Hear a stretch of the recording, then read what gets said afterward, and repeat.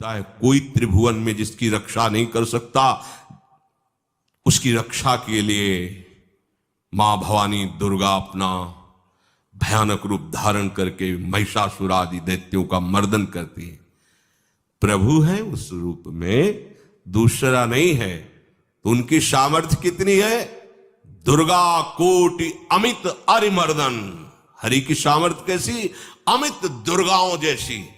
1 करोड़ अरब नहीं, अमित दुर्गाओं जैसी दुष्टों का मर्दन करने की सामर्थ्य। अमित था नहीं कि कितनी सामर्थ्य है। एक दुर्गा रूप में जब हरि प्रकाशित होते हैं तो त्रिभुवन में कोई सामने खड़ा होने वाला नहीं होता। मां भवानी जिस समय अपने स्वरूप में आती, किसी की ताकत नहीं है। ये शुंभ निशुंभ इतने बलवान दैत्य थे, त्रिभुवन में कोई इनका बाल बांका भी नहीं कर सकता था।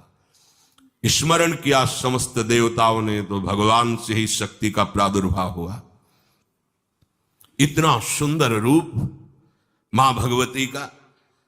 शुंभ निशुंभ के पार्षद घूमते रहते थे, उन्होंने देखा, जाके बताया कि आपके महल में जितनी सुंदरियां उसकी दासी बनने योग्य भी नहीं, ऐसी सुंदरी का हमने दर्शन किया। बोले मेरा जाके परिचय बताओ। बोले ऐसा नहीं लगता कि आपके परिचय बताने से केवल आ जाएंगी। तो उनका अगर ऐसा नहीं तो केश कर्षण निर्धूता गौरवा मां गरिष्यति, उसके गौरव को धूल में मिलाते हुए बाल पकड़कर घसीट कर हमारे पास लाओ।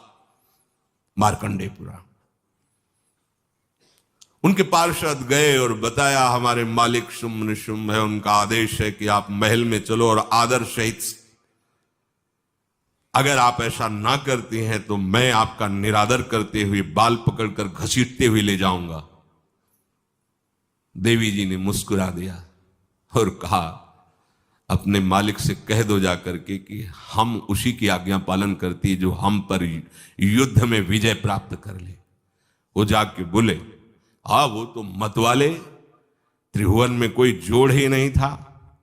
आए और उद्दंडता पूर्वक वचन बोलने लगे। माता जी ने कहा बस तब तक बोल ले जब तक मैं मधु का पान कर रही हूं, बस ये पान करते ही तेरी जीवन लीला समाप्त हो जाएगी। ऐसा ही हुआ।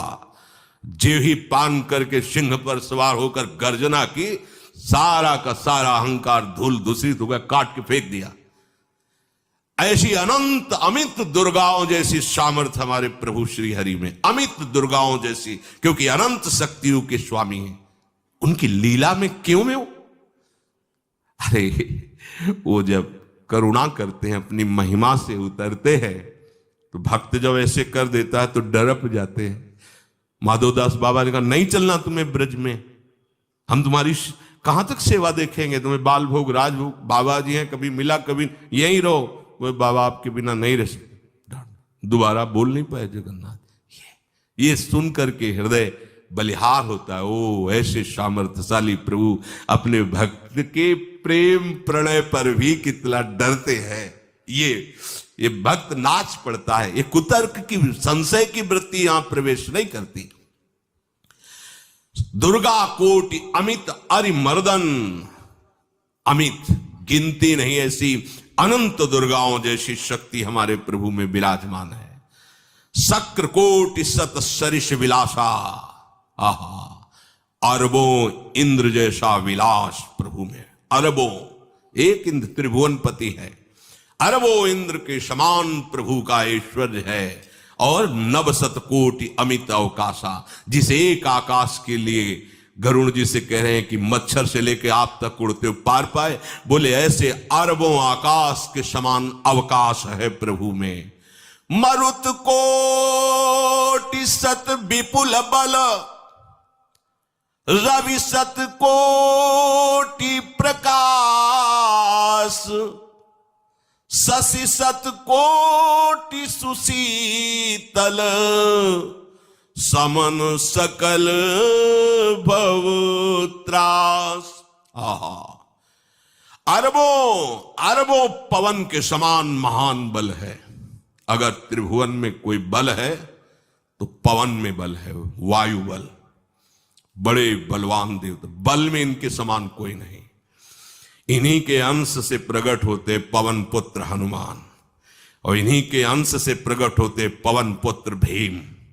बेजोड़ बलशाली महात्मा, दोनों महात्मा बेजोड़ बलशाली।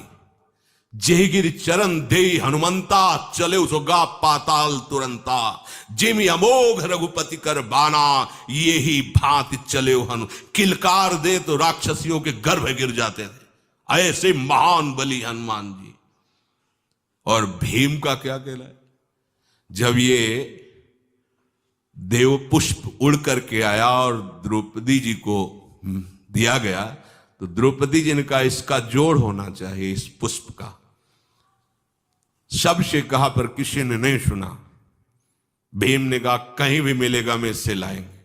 ऋषियों ने समझाया कि आगे मत बढ़ो, ये यक्षों की भूमि है, युद्ध हो जाएगा और तुम्हें तैयारी करनी है हस्तिनापुर के लिए, और तुम इधर, वो सब दिव्य हैं, पवन पुत्र हैं, किसकी माने। अपने वेग को बढ़ाया तो महाभारत में पढ़ के देख लो, इनके चलने के वेग से वृक्ष उखड़ उखड़ कर गिर रहे थे।